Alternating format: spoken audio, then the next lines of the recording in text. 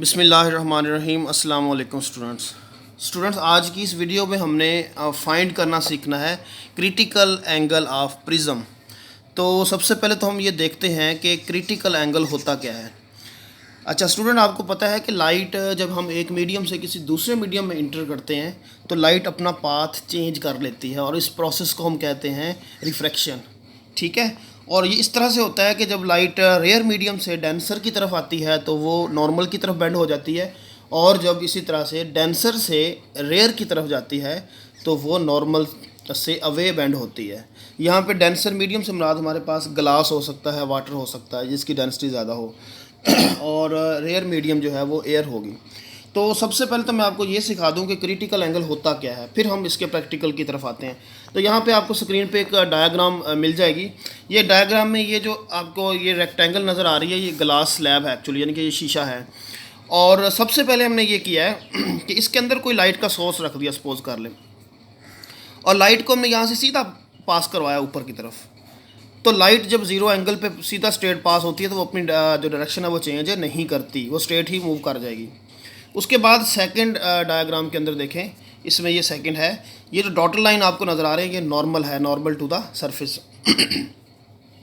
तो हमने यहाँ पे कुछ ना कुछ एंगल ऑफ इंसिडेंट प्रोड्यूस किया है। तो आप देखेंगे कि एंगल ऑफ रिफ्रैक्शन जो है वो इंक्रीज़ हो गया है, एंगल ऑफ इंसिडेंट की निस्बत ज़्यादा है। ठीक है, फिर हमने क्या करना है, एंगल ऑफ इंसिडेंट को और ज़्यादा इंक्रीज़ कर देना है। तो इसमें और इसमें आपको फ़र्क नज़र आ जाएगा कि ये जो है एंगल ऑफ इंसिडेंट इंक्रीज़ हो गया। तो जैसे ही हमने एंगल ऑफ इंसिडेंट इंक्रीज़ किया तो एंगल ऑफ रिफ्रैक्शन भी क्या हो गया, इंक्रीज़ हो गया। अच्छा, एक टाइम ऐसा आएगा कि हम एंगल ऑफ इंसिडेंट जब इंक्रीज़ करते जाएंगे तो एंगल ऑफ रिफ्रैक्शन यानी कि लाइट जो बाहर इमर्ज हो रही है, निकल रही है यहाँ से बाहर की तरफ, वो 90 पे बेंड हो जाएगी। 90 किस पे, नॉर्मल से, नॉर्मल से 90 पे वो बेंड हो जाएगी। उसके बाद क्या होगा, और हम इंक्रीज़ करेंगे तो लाइट मीडियम के अंदर ही जो है वो रिफ्लेक्ट हो जाएगी, जिसको हम कहते हैं टोटल इंटरनल रिफ्लेक्शन। ये आपके पास आई हो गया, और यहाँ से लाइट जो है वो इधर वापस आ जाएगी, मीडियम से बाहर नहीं जाएगी। हमारा टारगेट ये वाली डायग्राम है, ये वाला पिक्चर है। इसमें ज़रा देखें कि वो एंगल ऑफ इंसिडेंट जिस पे एंगल ऑफ रिफ्रैक्शन जो है वो 90 बन जाए, यानी कि एंगल ऑफ इंसिडेंट जिस पे एंगल ऑफ रिफ्रैक्शन 90 बना है, लाइट जो है वो थोड़ी सी मीडियम से बाहर है, कुछ ना कुछ हिस्सा उसका मीडियम के अंदर होगा, सरफेस के साथ साथ वो ट्रैवल करना स्टार्ट कर देगी। तो इस एंगल ऑफ इंसिडेंट को आई को हम बोलेंगे क्रिटिकल एंगल, जिसको हम सी के साथ डिनोट करते हैं। तो ये तो है प्रोसेस इसका, यानी कि समझ आपको आ गई होगी कि इस तरह से इसको लाइट हम कहते हैं एंगल ऑफ इंसिडेंट, और ये बराबर हो जाएगा क्रिटिकल एंगल के। मैं रिपीट कर रहा हूँ बात को कि वो एंगल ऑफ इंसिडेंट जिस पर एंगल ऑफ रिफ्रैक्शन 90 हो जाए, यानी कि लाइट जो है नॉर्मल से 90 पे बेंड हो जाए। अब इसमें इसमें और इसमें आपको फ़र्क नज़र आ रहा होगा कि ये कुछ ना कुछ कम एंगल बन रहे हैं, ये भी कम है, लेकिन ये 90 का एंगल है नॉर्मल के साथ। तो इसमें जो एंगल ऑफ इंसिडेंट होगा वो क्रिटिकल एंगल के बराबर होगा। तो आज के एक्सपेरिमेंट में हमने प्रिज्म की मदद से प्रिज्म का जो है वो क्रिटिकल एंगल फाइंड करना है। जी, तो स्टूडेंट्स हमारे पास अब देखें यहाँ पे कि ये जो है प्रिज्म है आपके पास। प्रिज्म के आपको पता 3 साइड्स होती हैं, तो इसमें कॉर्नर वाली साइड आपने अपनी तरफ करनी है। ठीक है, उसका फेस ये आपकी तरफ होना चाहिए। और सिंपल हम क्या करेंगे, इसकी बाउंड्री वाल लगा लेंगे। तो इसको हम यहाँ से इस जगह पे बाउंड्री लगा लेंगे एक इसकी।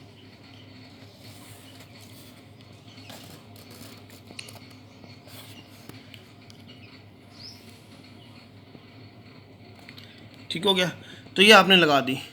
तो अब हमने क्या करना है, इसको हटा दें यहाँ से, राइट। इसको नेम दे दें बेटा, ए का नाम दे दें, बी हो गया, और ये साइड इसकी सी हो गई। सो ये प्रिज्म आपने इस तरह से यहाँ पे रख दिया।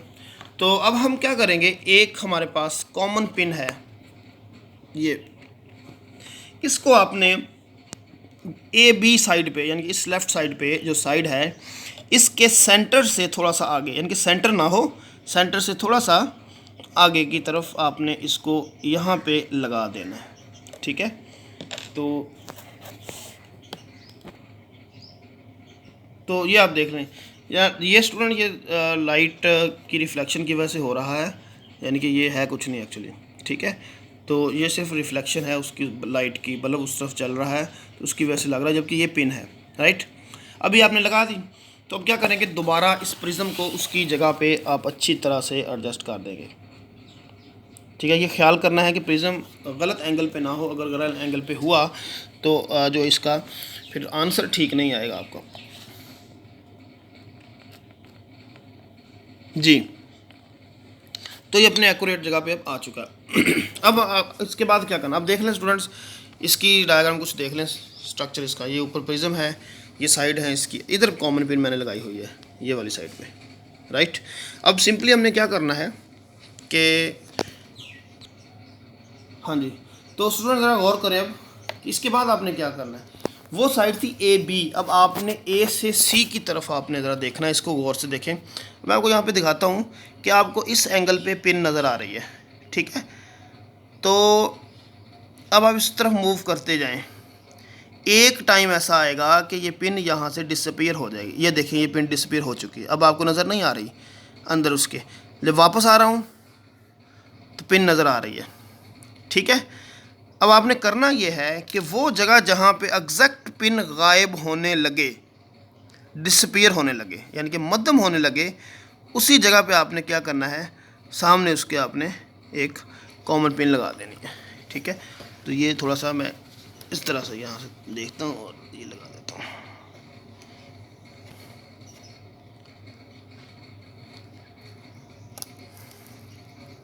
एक कॉमन पिन लगा दिया आपने, और दूसरी जो है वो भी इनके सामने यहाँ पे लग जाएगी। ये चेक कर लूँ इसको। जी स्टूडेंट, तो ये देखें, जहाँ पे आपको वो पिन ये नज़र आ रही है, इधर जाते हुए ये पिन, इसके बाद देखिए मध्यम होना शुरू हो गई है, तो उसकी सीध में आपने ये दोनों कॉमन पिन लगा देनी है। ठीक हो गया। सो इतना काम था हमारा। अब हमने क्या करना है, सिंपली इन सब चीज़ों को यहाँ से आप हटा दोगे। प्रिज्म भी यहाँ से हट गया, और ये जो कॉमन पिन का यूज़ आपने किया है ये भी अपनी जगह से इनको हटा दें, और इस जगह पे आप डाट लगा के इनको क्लियर कर लोगे कि कहाँ कहाँ पे आपने ये लगाया था। ठीक हो गया। और ये पिन जहाँ पे लगाई थी वो जगह भी इसकी आपने डाट की मदद से क्लियर कर लेनी है, राइट। तो इसको आप पी का नाम दे दें, इसको आप क्यू का नाम दे दें, ये नेम आप कोई भी दे सकते हो। जी, तो सबसे पहला काम अब क्या करना है, सबसे पहले आपने इस कॉमन पिन जहाँ पे आपने लगाई थी इस जगह को देखें ज़रा। स्टूडेंट कंपास ले लें और उसकी मदद से आपने यहाँ पे आर्क ड्रा करनी। ये वैसे डी की मदद से भी हो सकता है, लेकिन आपने यहाँ पे रखेंगे इसको,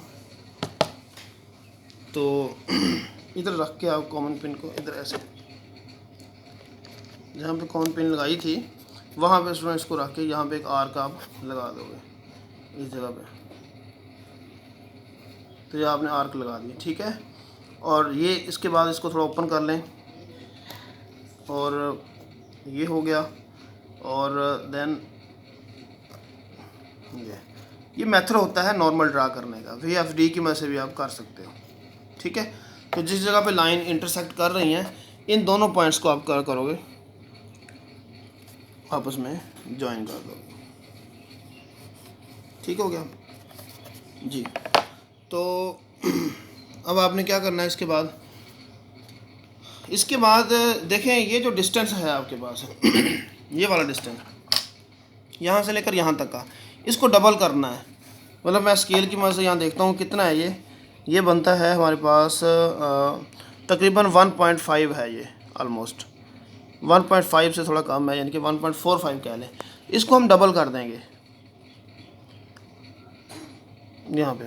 तो जिस जगह पे ये डबल होता है स्टूडेंट, वहाँ पे आप क्या करोगे, एक डॉट लगा दोगे अच्छी तरह से।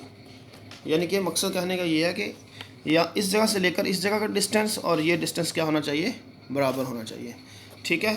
तो अब आप क्या करोगे, इन जगह दोनों जो आपने कॉमन पिन लगाई थी इनको आपस में ज्वाइन कर दें, ठीक है, ये इस तरह से। तो इसको ज्वाइन करके इस पॉइंट तक आपने रोक देना है इसको, राइट। तो ये आपकी इमर्जिंग रे हो गई। अब इन दोनों को ज्वाइन करें, इन दोनों पॉइंट को आप ज्वाइन करें और इसको आगे थोड़ा सा डॉटर लाइन की मदद से एक्सटेंड कर लेंगे इसको, राइट। ये हो गया। तो आपके पास बेटा ये पॉइंट आ गया, सेंटर पॉइंट इसका, एम जिसको आप कहेंगे, एम।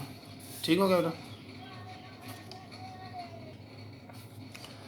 तो अब इसको एफ कह लें, इसको बेशक आप पी कह लें, कोई भी आप नेम दे सकते, क्यों एस का नाम दे देते हैं चले।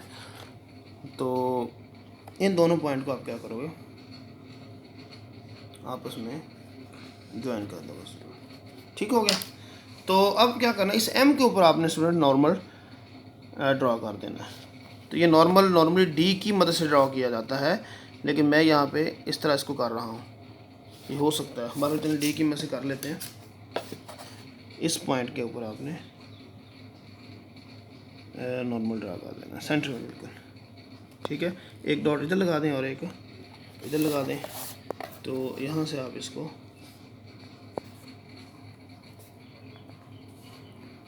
नॉर्मल इसका ये हो गया, राइट। अब स्टूडेंट ये जो एंगल है, ये एंगल इसको हम कहेंगे क्रिटिकल एंगल, और ये एंगल हमने फाइंड करना है।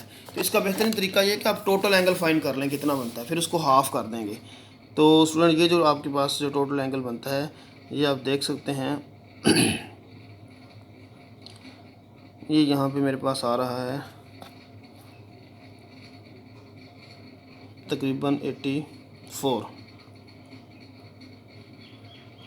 ठीक है, तो ये 84 का एंगल हमारे पास आ रहा है, 84। जी बच्चों 84। ठीक है, इसको हमने हाफ़ कर दिया। अब देख रहे हो ये जो टोटल एंगल है ये 84 है आया है, तो इसको जब हम हाफ़ करेंगे तो कितना आएगा, 42 आएगा। ठीक है, तो सी आपके पास क्या आ जाएगा, 84 डिवाइडेड बाई 2, यानी कि सी की वैल्यू क्या आ गई, 42। तो क्रिटिकल एंगल ऑफ प्रिज्म हमारे पास आ गया स्टूडेंट्स जो है वो 42 आ जाता है। और आपको पता है कि ग्लास का और इसका यानी कि प्रिज्म का इतना ही होता है। तो बहरहाल फिर भी अगर आपको डाउट हो तो इसको फाइंड करने का जो फार्मूला है वो फार्मूला होता है, ये आपने 10th में भी पढ़ा होगा, अगर FSC में भी पढ़ा होगा, कि ये आपके पास n बराबर होता है 1/sin c। ठीक है, तो कैलकुलेटर से जब हम 1/sin c से मुराद यहाँ पे 42 है, क्रिटिकल एंगल है, ये इंटर करते हैं तो आंसर आ जाता है 1.5 समथिंग आएगा। सो 1.5 इसका मतलब है ये रिफ्रैक्टिव इंडेक्स इसका ठीक आ गया है। तो जब रिफ्रैक्टिव इंडेक्स ठीक आया है इसका मतलब एंगल ऑफ जो इंसिडेंट है वो आपने ठीक लगाया और कॉमन पिन ठीक लगी है आपकी, और ये जो क्रिटिकल एंगल आपने इसका फाइंड किया है वो ठीक है। ठीक है स्टूडेंट्स, तो इस तरीके से हम किसी भी प्रिज्म का क्रिटिकल एंगल हम फाइंड कर सकते हैं। तो अब इन रेज़ को ज़रा देख लें कि ये कौन कौन सी रेज़ हैं। देखें स्टूडेंट, यहाँ से यहाँ पे जन पॉइंट समझ लें लाइट है, ये पिन रखी हुई थी और लाइट रिफ्लेक्ट होके यहाँ गई है। तो जब हमें लाइट क्लियर नज़र आ रही थी वो पिन, इसका मतलब था लाइट मीडियम से बाहर आ रही है। जब लाइट मध्यम हो गई थी मतलब उसका ये है कि अब लाइट वो जो पिन है उसकी जो रिफ्लेक्शन आ रही है वो टोटल इंटरनली मतलब वो मीडियम के अंदर ही रिफ्लेक्ट हो रही है। तो हमने वो पॉइंट देखना है कि कहाँ पे वो आधी नज़र आ रही है आधी नहीं नज़र आ रही। 90 पे भी यहाँ पे ऐसे ही होगा, तो यानी कि ये वाला एंगल, तो ये क्रिटिकल एंगल कहलाएगा।